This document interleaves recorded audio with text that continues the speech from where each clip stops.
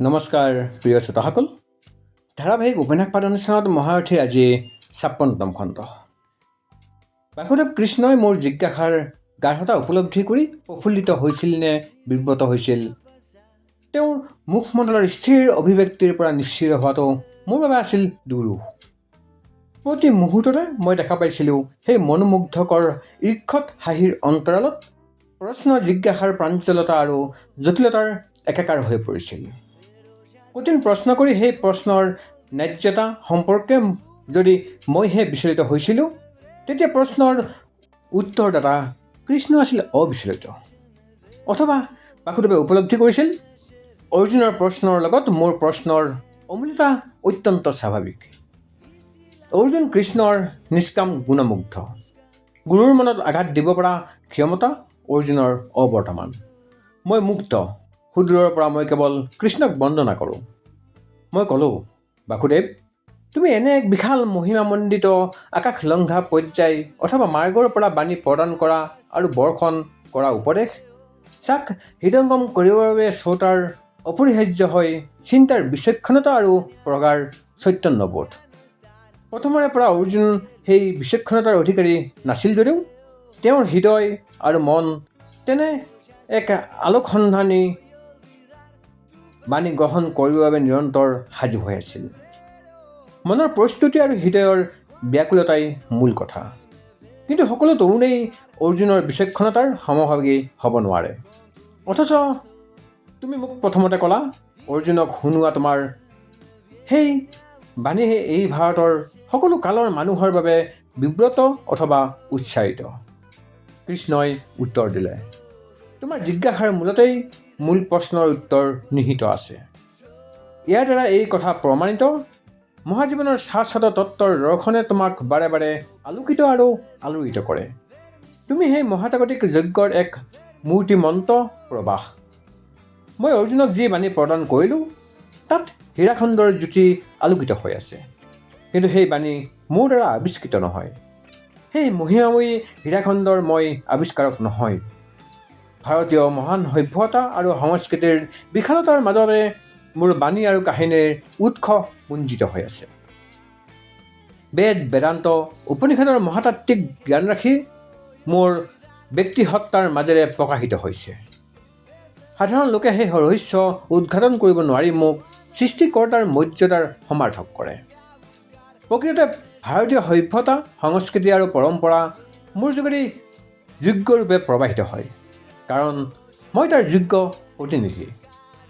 বাসুদেৱ, ধৰ্ম সংস্থাপনাৰ্থে আৰু দুষ্কৃতিৰ বিনাশাৰ্থে তুমি বাৰে বাৰে পৃথিৱীত অৱতাৰ গ্ৰহণ কৰাৰ তাৎপৰ্য?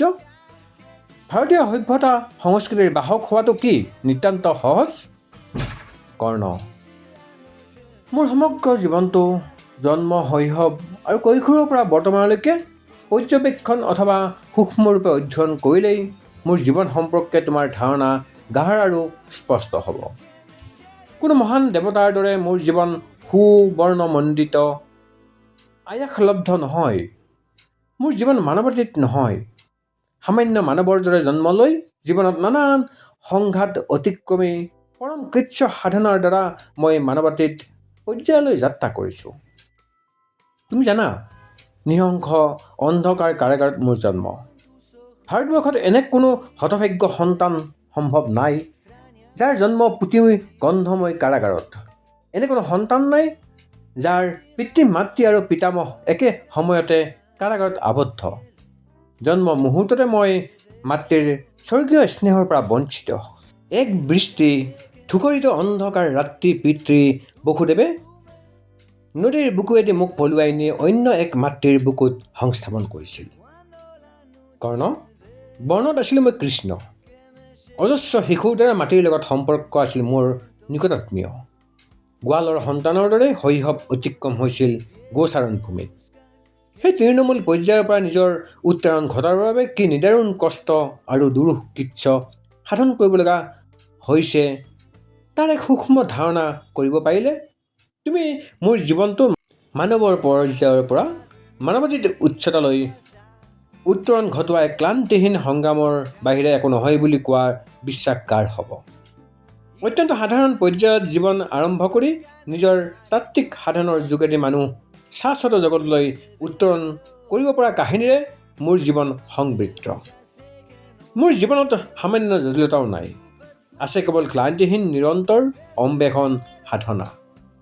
ভূমিৰ স্পৰ্শৰ পৰা ভূমাৰ স্পৰ্শ লাভ কৰিবলৈ তৃণমূলৰ পৰা ব্ৰহ্মজ্ঞানৰ মূল অন্বেষণৰ এক নিৰৱচ্ছিন্ন তীৰ্থযাত্ৰা। কৰ্ণ, যিসকলে মোক আৰু ভগৱানক সমাৰ্থক জ্ঞান কৰে তেওঁলোকে নাজানে মোৰ জীৱনৰ সীমাবদ্ধতাৰ কথা। সীমাবদ্ধতা অতিক্ৰম কৰাৰ মাজেদি মই মোৰ জীৱনৰ প্ৰকৃত সংজ্ঞা বিচাৰি পালোঁ। জীৱনত ময়ো অজস্ৰ ভুল কৰিছোঁ, কিন্তু সাধাৰণ লোকৰ দৰে মই একেটা ভুলকে দ্বিতীয়বাৰ নকৰোঁ। ভুলৰ পুনৰাবৃত্তিয়েই হ'ল মানুহে মানুহক মানৱাতীত পৰ্যায়লৈ উত্তৰণ ঘটাব নোৱাৰাৰ সৰ্বপ্ৰথম প্ৰাচীৰ। মই কোনোকালে মহা বিপদ অথবা সংকটক আদৰি নানো, কিন্তু মহা বিপদ বা সংকট যেতিয়া আহে তেতিয়া মই তাৰ সন্মুখীন হওঁ মহাপ্ৰতাপেৰে। কাৰণ যিকোনো মহা বিপদ অথবা সংকটতকৈ মই মহত্তৰ। সংকটৰ গাঁথত পৰিও মই মহাজীৱনৰ আলোকিত স্বপ্নৰ বিভোৰ হৈ থাকিব পাৰোঁ। মই মহিমামণ্ডিত স্বৰ্গ স্বপ্নৰ ৰাজ্যত মানৱক চিৰকালৰ বাবে পৰ্যবেক্ষিত কৰাৰ আশাতে বিপদ সংকটৰ বিৰুদ্ধে মোৰ অহৰহ সংগ্ৰাম।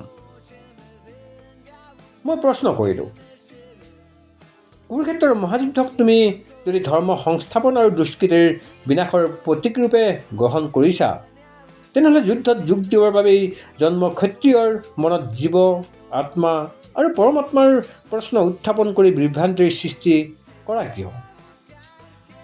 অৰ্জুনৰ ক্ষেত্ৰত সেই তত্ত্বৰ উপলব্ধি সম্ভৱ হ'লেও সাধাৰণ ক্ষত্ৰিয়ৰ ক্ষেত্ৰত সেয়া অসম্ভৱ, আৰু অসম্ভৱ মোৰ দৰে ক্ষত্ৰিয়ৰ বাবেও। কৰ্ণ, তুমি তেনে এক প্ৰশ্ন উত্থাপনে প্ৰমাণ কৰে তুমি মানৱজাতিক ক্ষুদ্ৰ আৰু মহৎ, সাধাৰণ আৰু অসাধাৰণ, ভূমি আৰু আশ্ৰয়ী আৰু ভূমাশ্ৰয়ী আদি কিছুমান কাল্পনিক ভাগত বিভাজন কৰিছা। সমগ্ৰ মানৱ জীৱনটোৱেই হ'ল এক ক্লান্তিহীন অখণ্ড নিৰন্তৰ প্ৰচেষ্টা। ক্ষুদ্ৰতৰ পৰা মহত্বলৈ, সাধাৰণৰ পৰা অসাধাৰণলৈ, তথ্যৰ পৰা তত্ত্বলৈ, অনাত্মা দেহৰ পৰা পৰমাত্মালৈ কেৱল এক শেষহীন ক্লান্তিহীন তীৰ্থযাত্ৰা। মানুহেই মানুহক ভূমাৰ স্পৰ্শৰে আলোকিত কৰাৰ এই অন্তহীন নিৰৱচ্ছিন্ন যাত্ৰা।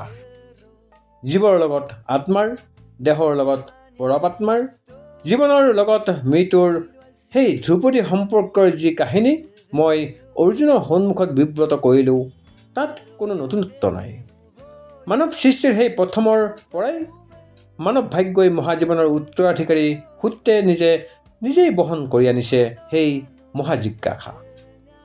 কিন্তু তাক আয়ত্ত কৰিবৰ বাবে প্ৰয়োজন হ'ল অনাত্মা দেহক আত্মা বুদ্ধি নকৰি অনাত্মা দেহক আত্মিক জীৱনৰ কেৱল সৰ্বপ্ৰথম প্ৰচেষ্টা জ্ঞান কৰা সহজাত বিচক্ষণতা। কৰ্ণ, অৰ্জুনৰ যোগেদি এই কথা মই সমগ্ৰ মানৱ জাতিৰ বাবে ব্যাখ্যা কৰিব খুজিছোঁ। মানৱ দেহ অত্যন্ত অস্থায়ী, ভংগুৰ। এই দেহ মুহূৰ্ততে জহি খহি যাব পাৰে, কিন্তু সেই দেহৰে আশ্ৰয়ত ভাস্কৰ আত্মাই সেই দেহক অতিক্ৰমি সেই দেহধাৰী মানৱক শাশ্বত মহাকাব্যিক তত্ত্ব শ্ৰেষ্ঠ জীৱন দান কৰে। আত্মা যিহেতু মৃত্যুহীন, মানৱ দেহ যিহেতু মৃত্যুমুখী, গতিকে আত্মাৰ সন্ধান নাপালে মানুহ অন্য কোনো ৰূপে ৰথী, মহাৰথী, যোদ্ধা, সম্ৰাট, সেনাপতি ৰূপে প্ৰখ্যাত হ'ব পাৰে, কিন্তু মানুহৰূপে প্ৰখ্যাত হ'ব নোৱাৰে। সমগ্ৰ ভাৰতবৰ্ষৰ একছত্ৰী সম্ৰাট হোৱাৰ যোগ্যতা অৰ্জন কৰা মহাবীৰ জৰাসন্ধ মানুহৰূপে বিখ্যাত হ'ব নোৱাৰিলে, কাৰণ তেওঁ অনাত্মা দেহকে মানুহৰ জীৱনৰ সৰ্বশ্ৰেষ্ঠ সম্পদ জ্ঞান কৰিছিল। এই যে সমগ্ৰ ভাৰতবৰ্ষৰ বিস্তীৰ্ণ চাৰিওদিশৰ পৰা অজস্ৰ ৰজা, মহাৰজা, ৰথী, মহাৰথী, যোদ্ধা, মহাযোদ্ধা আহি কুৰুক্ষেত্ৰৰ বিশাল ৰণাংগনত সমবেত হৈছেহি, সেইসকলৰ ক্ষেত্ৰতো সেই একেই ক্ষমতাহীন কাহিনীৰ পাৰ্থিৱ প্ৰতিধ্বনি। শৰীৰ, জীৱন, যৌৱন, ক্ষমতা, ধনমান, অহংকাৰক তেওঁলোকে মানৱ জীৱনৰ সমাৰ্থক জ্ঞান কৰে। দেহৰ শক্তিক মানৱ ভাগ্য জ্ঞান কৰাসকলক মানৱ ভাগ্যই কৰে অতিক্ৰম। দুদিনৰ বাবে মাত্ৰ তেওঁলোকে তুমুল আস্ফালন হুংকাৰ কৰে। তেওঁলোকৰ কণ্ঠস্বৰ নিঃশেষ হৈ পৰে তাৰ পিছত চিৰকালৰ বাবে। যিসকলে শৰীৰ অতিক্ৰমী আত্মাৰ সন্ধানত মুগ্ধ হয় তেওঁলোকক পৰিণত হয় মানৱত। মানুহ নিঃশেষ হয়, মানৱ হয় মৃত্যুহীন। কৰ্ণ, সজ্ঞানে তুমি উপলব্ধি নকৰিব পাৰা, কিন্তু শৰীৰৰ দুৰ্বিষহ কষ্টৰ কালত সেই শৰীৰক সম্পূৰ্ণৰূপে উপেক্ষা কৰি মনৰ আনন্দত তুমি বিভুল হৈ থাকিব পাৰিবা? যদি পাৰা তেন্তে তুমি ৰিণিকি আত্মাৰ সম্ভেদ পাবা। স্মৰণ কৰা সেই ঘটনাৰ কথা, যেতিয়া মহৰ্ষি পৰশুৰামে তোমাক ব্ৰাহ্মণ সন্তান হোৱা নে নোহোৱা প্ৰমাণৰ বাবে অস্বস্থুৰ আশ্ৰয়ত তোমাৰ কোলাত থিৰ থৈ নিদ্ৰাভিনয় কৰিছিল। তোমাৰ শৰীৰাংশত এক তীব্ৰ আঘাত সানিছিল এক বিষধৰ কীটে। কীটৰ দংশন যিমানেই মাৰাত্মক হৈ আহিছিল সিমানে মনৰ আনন্দত তুমি উত্তাৱল হৈছিলা। ভংগুৰ শৰীৰৰ তীব্ৰ আঘাত অতিক্ৰমি তুমি অপাৰ্থিৱ সুখত মগ্ন হৈ থাকোঁতে তোমাৰ নশ্বৰ দেহৰ ভংগুৰতাৰ প্ৰতি সচেতন হৈছিলা। ব্ৰাহ্মণবেশী ইন্দ্ৰক তুমি বক্ষৰ পৰা কৱচ বিচ্ছিন্নকৈ দান কৰোঁতে শৰীৰৰ নিদাৰুণ কষ্টক উপেক্ষা কৰাৰ তোমাৰ যি শক্তি তাৰ লগত আত্মাৰ সম্পৰ্ক নিকটাত্মীয়। সেইবাবে তুমি ভাৰতৰ চিৰন্তন জনমানসত ৰথী অথবা মহৰ্ষিতকৈও শ্ৰেষ্ঠ মানুহৰূপে ভাস্কৰ হৈ থাকিবা। প্ৰিয় শ্ৰোতাসকল, এয়া আছিল মহাৰথীৰ ৫৬তম খণ্ড। ধন্যবাদ।